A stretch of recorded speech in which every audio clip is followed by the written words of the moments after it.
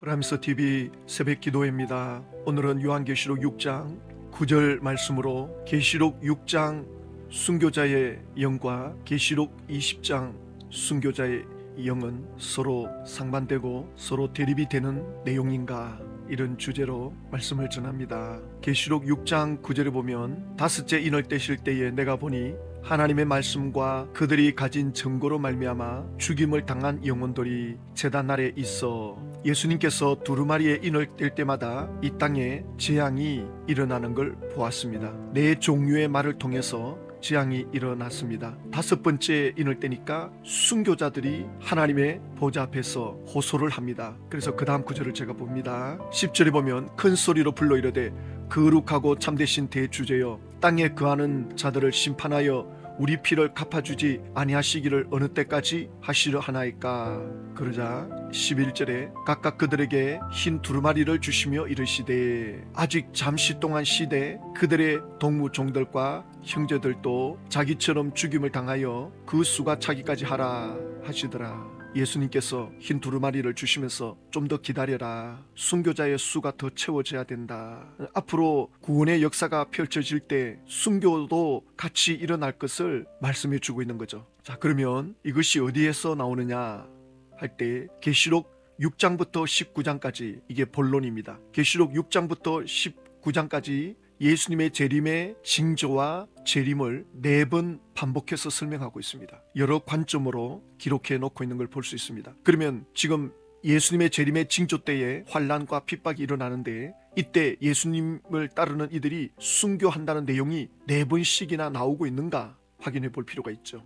먼저 방금 읽은 계시록 6장 9절에 다섯 번째 인을 떼실 때에 하나님의 말씀을 가진 자, 또 예수를 증거하는 그 증거로 말미암아 죽은 영혼들이 나오죠. 자, 그리고 계시록 11장에 가면 나팔 재앙이 일어날 때 두 증인도 복음을 전파하는데 바로 그 두 증인이 짐승에 의해서 죽임을 당하는 그 두 증인은 예수 믿는 사람들을 상징적으로 보여주는 겁니다. 그 다음 세 번째는 계시록 13장에 땅에서 올라온 짐승에 의해서 우상이 만들어지고 사람들이 그 우상 숭배를 하게 되는데 그 우상 숭배를 하지 않는 믿음을 지키려고 하다가 죽은 자들이다. 이것이 순교를 나타내는 거죠.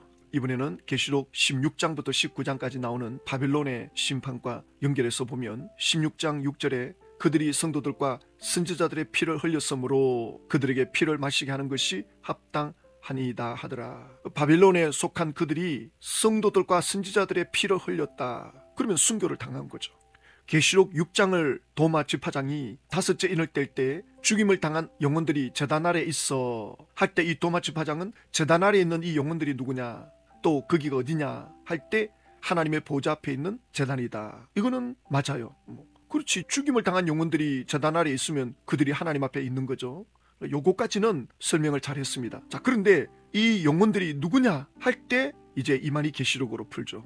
계시록 6장에 보면 인을 뗀다는 내용이 나오잖아요.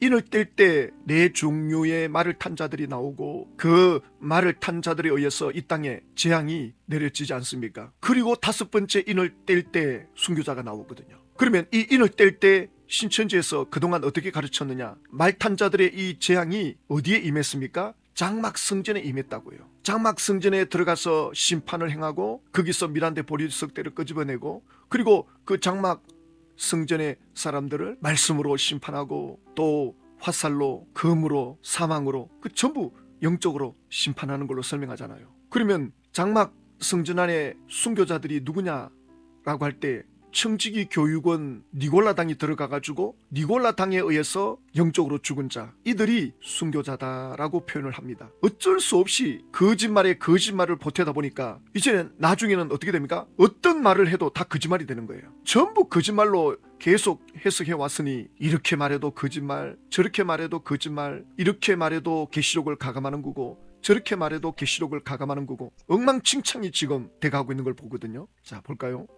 계시록 6장 8절을 설명할 때 어제 아침이죠. 그들이 청황색 말을 탄 그들이죠. 땅 4분의 1의 권세를 얻어 검과 흉년과 사망과 땅의 짐승들로서 죽이더라. 그러면 여기 검은 뭐냐? 심판의 말씀이다. 흉년은 뭐냐? 말씀이 없는 영적 비곤이다. 사망은 뭐냐? 그들의 영을 죽이는 거다. 그럼 여기 땅의 짐승들은 누구냐? 멸망자 오평호 청지기 교육원이다. 그러니까 멸망자 청지기 교육원에 의해서 신천지안에 영이 죽은 자가 나오는데, 그러면 다섯째 인을 뗄 때 장막성전에서 일어나는 일이잖아요. 그러면 장막성전에서 땅의 짐승들에 의해서, 멸망자들에 의해서 죽은 자들이다. 그러면 그들이 순교자란 말인가? 이게 말이 안 되는 거예요. 그러니까 말이 안 되니까 그냥 살짝 설명만 하고 넘어갑니다. 여기에 대해서 이만희 계시록의 저자는 뭐라고 말하는가?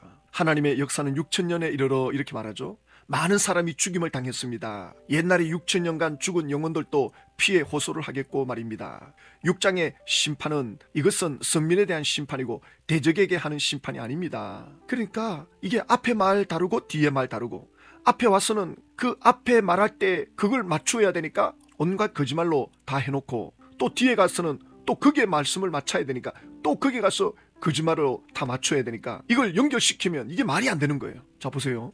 계시록 6장의 순교자들은 언제 순교했는가? 신천지 총회장 이만희 계시록 입장에서 보면 6천년에 걸쳐서 많은 사람들의 영혼들이 피를 흘렸다. 하나님께 호소한다.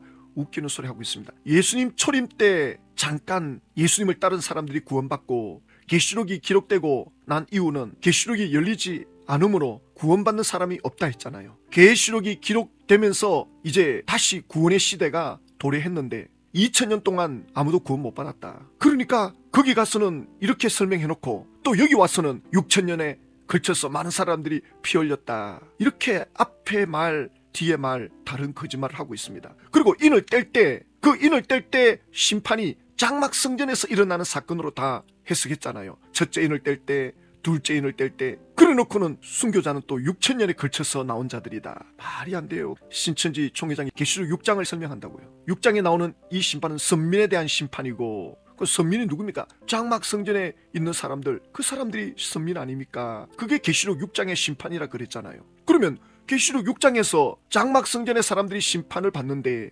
특히 그 죽임을 당한 자들은 땅의 짐승에 의해서, 땅의 짐승은 청지기 교육원이잖아요. 그 청지기 교육원이 들어가가지고 그들을 말씀으로 가르쳤는데 그 말씀을 가르친 그걸 받아들이면 영적으로 죽는 거다. 이렇게 6장에서 설명을 해놓고는 딴 데에 가가지고는 강단에 써가지고는 계시록을 1장, 2장, 3장, 4장 설명할 때 6장에 대해서는 이렇게 두리뭉실하게 하고 넘어가거든요. 그러니까 신천지 집화장이나 강사들이 말하는 거를 그냥 들으면 그럴듯하게 들려요. 그러나 뚜껑을 열고 한 번만 더 들어가서 보면 이건 전혀 말이 안 되는 거예요. 그러니까 사람들이 얼마나 말씀에 집중을 못하고 있는가를 여실히 보여주고 있는 거죠. 생각보다 사람들이 말씀에 집중을 잘 못합니다. 그러니까 목사들도 기대를 걸면 안 돼요. 아, 내 설교에 집중하겠지. 큰 코 다칩니다. 절대 기대 걸면 안 돼요. 설교 마치고 나서 앉아가지고 대화해보면 전혀 다른 말 한다니까요. 그러니까 목사들은 설교하는 걸로 만족하면 안 돼요. 반드시 앉아가지고 가르치는 시간을 가져야 돼요. 물어봐야 돼요. 예수님은 가르치고 전파하시고, 그러니까 설교하시고 가르치고, 예수님의 삼중 사역 중에 설교와 가르치는 걸 이분화시켰거든요. 그러니까 설교는 그분들의 마음에 감동을 줄 수는 있지만 그 진리가 제대로 전달되기 어렵습니다. 사람은 그렇게 영적으로 집중이 잘 안 돼요. 되는 것 같지만, 듣고 앉아 계시지만 생각이 딴 데 가 있는 경우가 많아요. 누구 할 거 없습니다. 정말 마음을 추스리고 영을 깨우고 목마른 심정으로 나가지 않으면요, 말씀을 제대로 담을 수가 없습니다. 담아도 한 20-30분 목사가 설교해도 한두 마디 기억날까 말까. 그러니까 신천지도 마찬가지입니다. 거기 앉아있는 분들이 총회장이 지금 전부 거짓말을 하고 있는데도 그냥 들으면 다 맞는 말로 들려요. 계시록 6장의 심판은 선민에 대한 심판이고 대적자들에게 하는 심판은 아닙니다. 맞지? 그냥 들으면. 근데 들어가서 가만히 보면, 그러면 계시록 6장에 심판받은 이 사람들이 지금 순교자들이란 말인가? 이게 이제 말이 안 되는 거예요. 그러니까 뚜껑을 열고 조금만 들어가서 물어보면 이게 지금 말이 안 되는데? 그런데 지금 이거는 말이 되거든요. 이걸 분별할 수가 없어요. 사람은 영적이지 않습니다. 성령께서 눈을 열어줄 때 그나마 조금 들릴까 말까, 전부 육신적인 생각으로 돌아갑니다. 얼마나 우리 인간이 육신적인지 아시잖아요. 생각하는 게 전부 땅의 것입니다. 영적인 생각을 못합니다. 그래서 우리가 기도하고 하나님 앞에 자신을 쳐서 복종시키고 이 영적 깨달음을 얻으려고, 영적 깊이에 더 들어가려고, 지혜와 계시의 영으로 하나님을 인격적으로 알아가려고 사도 바울도 기도하잖아요. 정말 이 신천지 총회장이 전부 거짓말을 하고 있는데, 그러면 보세요. 심판을 받는다 했는데 이 장막성전에 이 선민들이 어떻게 죽었길래 순교자가 되었단 말인가? 어떻게 죽었느냐? 바로 땅의 짐승들, 청지기 교육원에 의해서 가르침을 받은 자들이 영적으로 죽은 거다. 그러면 이것이 선민에 대한 심판이면 청지기 교육원의 오평원 씨가 이들을 심판했단 말인가? 아니, 인을 뗄 때 그 말탄 자들이 장막 성전을 심판했는데 천사의 영과 거기에 쓰임받은 육체가 들어가서 심판했다는데 여기에 왜 또 니골라당이 들어가서 심판합니까? 또 그 심판을 받은 이들이 순교를 했다? 이게 전혀 말이 안 되는 거예요. 어찌 이들이 순교자가 될 수 있습니까? 자, 그럼 여기서 한 가지 더 들어가서 계시록 20장에 가면 순교자들의 영이 땅에 신천지 14만 4천 육체 속에 내려온다 그러잖아요. 마태복음 17장에 가면 예수님이 변화산에 올라갔을 때 모세 엘리야가 천국에서 내려오거든요. 이야, 이건 너무 감동적이지 않습니까? 모세는 실제로 육신이 죽었어요. 엘리야는 사람들이 보는 앞에서 죽음을 맛보지 않고 불수레를 타고 하늘나라로 올라갔다고. 그런데 그들이 지금 내려와 있습니다. 예수님 만나려고. 제자들이 이걸 보고 기절초풍을 하죠. 그러면 모세 엘리야는 나중에 천국의 신천지에 내려올 때 모세 엘리야는 누구 몸에 들어갑니까? 이렇게 살아있는 육체보다 더 영광스러운 몸을 가지고 살아있는데 무슨 인간의 몸에 들어갈 필요가 있습니까? 성경은 전혀 그런 게 없단 말입니다. 계시록 20장 4절을 보니 내가 보니 예수를 증언함과 하나님의 말씀 때문에 목배임을 당한 자들의 영혼들과 목배임을 당한 자들의 영혼, 순교자들이죠. 그래, 이 순교자들이 언제 순교당했나 말입니다. 말해보란 말입니다. 말을 못해요. 예?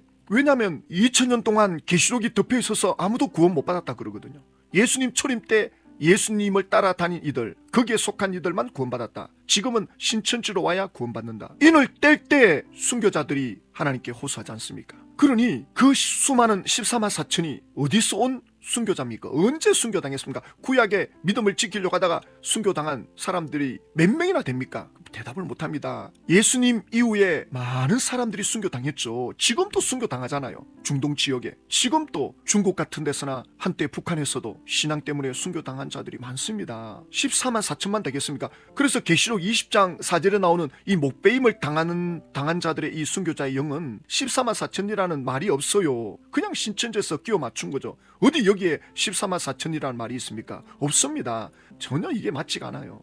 그래서 디모데전서 4장 1절에 후일에 어떤 사람들이 믿음에서 떠나 미혹하는 영과 귀신의 가르침을 따르리라. 그러니까 미혹의 영과 귀신의 가르침이 있다는 거죠. 왜 거짓말을 대놓고 하느냐? 양심이 화이 맞았어요. 감각이 없어요. 그 사람들이 나빠서가 아니라 미혹이 되어 있어서 그래요. 귀신의 영의 가르침에 세뇌되어 있기 때문에 생각이 굳어 있단 말입니다. 영이 굳어 있다고요. 우물한 개구리로 굳어있기 때문에 감각이 없습니다. 너무나도 안타깝죠. 신천지 총회장은 거짓 선지자입니다. 본 것도 없고 들은 것도 없습니다. 전부 사람들에게 들은 것 지어 짜맞춰가지고는. 그러니 신천지 총회장이 처음에 책을 썼는데 밑에 사람들이 보니까 이게 너무 안 맞으니까 계속 뜯어고치잖아요. 그래가지고 계시록이 다시 만들어지고 그 뜯어고친 사람들이 나중에 다 탈퇴하고 나오잖아요. 보니까 전부 거짓말이니까 그걸 깨달은 이들이 다 나와가지고는 말씀을 하고 있지 않습니까? 계시록 20장 10절을 보면 또 그들을 미혹하는 마귀가 불과 유황못에 던져지니 거기는 그 짐승과 거짓 선지자도 있어 세세토록 밤낮 괴로움을 받으리라. 그 마귀에게 이용을 당한 이 짐승 같은 세력들, 그리고 거짓 선지자들, 불과 유황못에 밤낮 괴로움을 당한다. 그 선지자를 따라간 이들은 어디로 가겠습니까? 우리 인생이 죽고 나면 천국이냐 지옥이냐로 갈라지는데 이게 오늘 밤에 내일 일어나는 일입니다. 사람은 한치 앞을 알 수가 없습니다. 여기에 대한 경각심을 가지면 삶이 달라집니다. 제가 신앙생활 처음 하는 분들을 만날 때 천국과 지옥에 대한 이 믿음이 정확해야 된다. 자꾸 이게 뭐 죽음 이후의 일이니까 멀다고 생각하는데 천국과 지옥에 대한 분명한 믿음을 가지면 사람의 삶이 달라져요. 그래서 천국 지옥 간증하는 사람들 특징이 뭐냐? 99% 사람이 바뀌어요. 저는 직접 제가 봤다 그랬잖아요. 완전히 깡패 출신인데 사람이 확 바뀌었어요. 제가 직접 만나서 몸에 칼자국도 보고 했는데 그의 일생을 제가 지켜봤는데 예수님 믿고 변화된 삶으로 살다가 세상을 떠나더라고요. 저렇게 살 수 있는 사람이 아니거든요. 근데 많은 사람들이 천국 지옥을 경험하면 확 달라집니다. 이 천국 지옥에 대한 확실한 믿음을 가지고 있어야 됩니다. 그러면 이 세상을 사는 게 달라집니다. 하루하루가 소중하고 내가 경험하는 것이 너무나도 가치가 있고 하나님과 연결시키면 전부 하나님의 일이 됩니다. 가정에 사는 일, 직장에 사는 일 전부 이게 하나님과 연결되면 하나님의 축복을 받는, 상을 받는 일이 됩니다. 이렇게 영이 천국과 연결이 돼야 되거든요. 그런데 여기에 대한 감각이 별로 없다. 그러면 신앙생활 별로 변화 안 됩니다. 그런 분들은 신앙을 깊이 있게 못합니다. 계시록 21장 8절에 그러나 두려워하는 자들과 믿지 아니하는 자들과 흉악한 자들과 살인하는 자들과 음행하는 자들과 점술가들과 우상 숭배자들과 거짓말하는 모든 자들은 불과 유황으로 타는 못에 던져지리니 의도적으로 반복적으로 회개가 없는 그러한 삶을 사는 것을 말합니다. 누구나 다 넘어질 수 있어요, 사람은. 그러나 예수 믿는 사람은 계속적으로 성령께서 변화시켜 갑니다. 반복적으로 할 수가 없습니다. 반드시 변화됩니다. 그러지 않고 신천지 안에서 살다가 그렇게 끝난다, 너무 비참합니다. 이거 심각합니다. 그래서 예수님께서 기도 외에는 다른 것으로 이런 종류가 나갈 수 없다. 영의 역사는 인간의 힘으로 안 된다는 거죠. 기도 외에는 다른 것으로 안 된다. 인간의 힘으로 안 된다는 거예요. 그래서 기도하는 겁니다. 예, 하나님 아버지, 오늘도 저희들에게 맡겨진 사명을 붙잡고 기도하기를 원합니다. 성령이 이끄시는 기도, 성령이 시키시는 기도의 자리로 들어갈 수 있도록 전국 12지파의 기도의 파수꾼들을 일으켜 주시고 말씀의 종들을 일으켜 주셔서 이만희 계시록을 막을 수 있도록, 미혹 영들과 귀신의 가르침을 막을 수 있도록 하나님 은혜를 베풀어 주시옵소서. 예수님의 이름으로 기도드립니다. 아멘. 감사합니다.